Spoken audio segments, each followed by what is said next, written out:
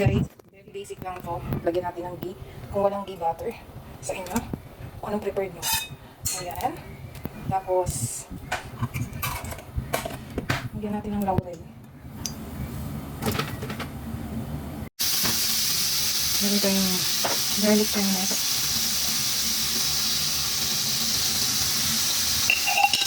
Basic lang to. Mga baharat. This one is coriander. Cinnamon. Konti lang yung cinnamon. This one is turmeric. And this one is black pepper. Mix it all together. Ang kalahati, body. Ayan. Mix lang tayo. Naka-ready na tayong dough dito. Puff pastry siya. Basically, meron tayong bell pepper.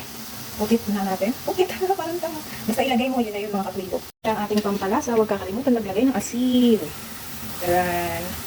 Since na may Maggi na siya, so less natin yung salt. Kung kayo may cream, ayan, lagyan nyo. Para added, ma-creamy ng konti.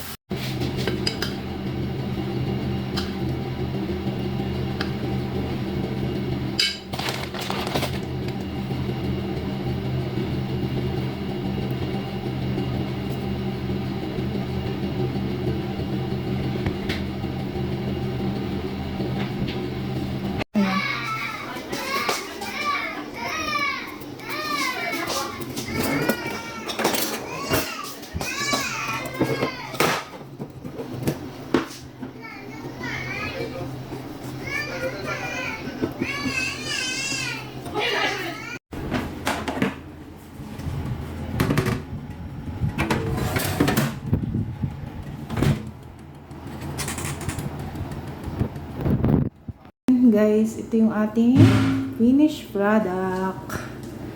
Yan, puff pastry with chicken inside. Chicken with cheese. Ayan. Lusog-lusog. Ayan guys, ito na yung finished product. Papakita ko sa inyo. Yan, nag-pop up siya.